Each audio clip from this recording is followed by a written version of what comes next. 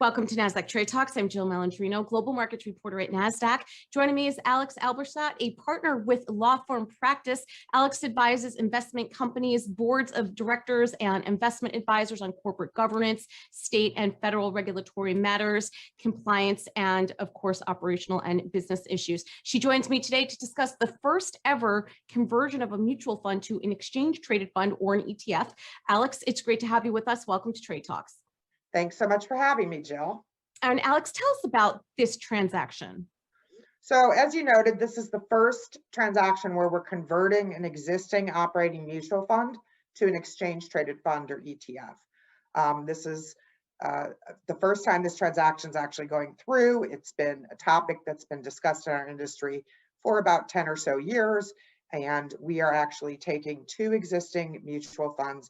We will be converting them to exchange traded funds, and we're doing that by merging the existing mutual funds each into their own shell that will operate as an ETF.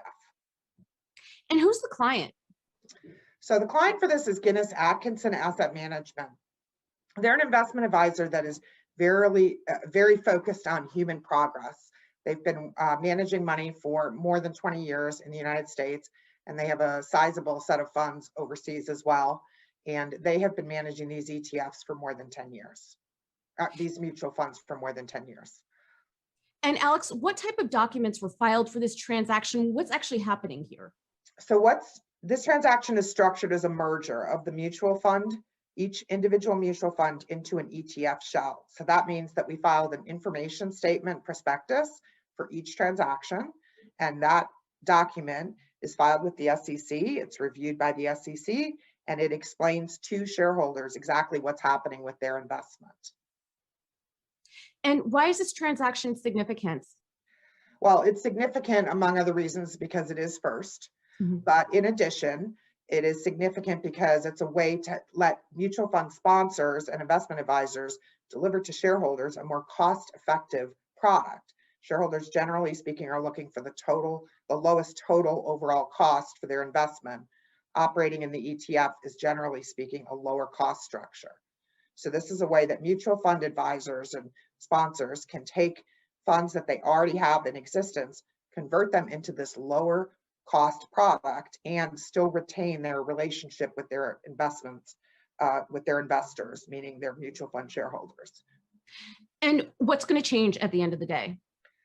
At the end of the day, what is going to change? Really not very much, except that it's going to be an exchange traded fund instead of a mutual fund. So from the investor perspective, they're getting the same investment management capabilities that they had in a mutual fund. The difference is that they'll be able to transact in that fund during the day, during the trading day. So for example, in a mutual fund, if you wanted to exit the fund, you would place your order and you'd wait for it to be actioned after the close of trading on that day. In the ETF, you would place your order over the exchange, and the transaction would be executed at the market price when it's next executed. And Alex, to wrap up here, why did Guinness Atkinson take this approach?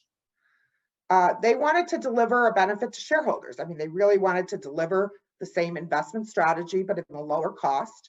They wanted to give shareholders liquidity during the day. That's important to a lot of shareholders in today's markets, where we have major swings and market halts. Lots of volatility. Shareholders want to be able to exit the transaction in the middle of the day and not wait. And then the third key ingredient to this is taxation. So in a mutual fund, you buy shares with cash, and when you redeem, you get paid out in cash. That means your fund has to sell underlying portfolio investments in order to meet redemption obligations. In the ETF structure, that doesn't happen. So you buy and sell your shares on the exchange, and only authorized participants, which are very large institutional shareholders, are actually transacting with the mutual fund for cash. That means that you're not going to incur capital gains outcomes because your fund manager doesn't have to sell portfolio securities to pay out redemptions in cash. So for an average investor who's interested in making an investment, that means they're not going to be subjected to tax consequences because of other shareholder activity. And we think that's important. All right, Alex, we appreciate the insight. Thanks for joining us on Trade Talks, and thanks for joining me. I'm Jill Malandrino, global markets reporter at Nasdaq. Thanks.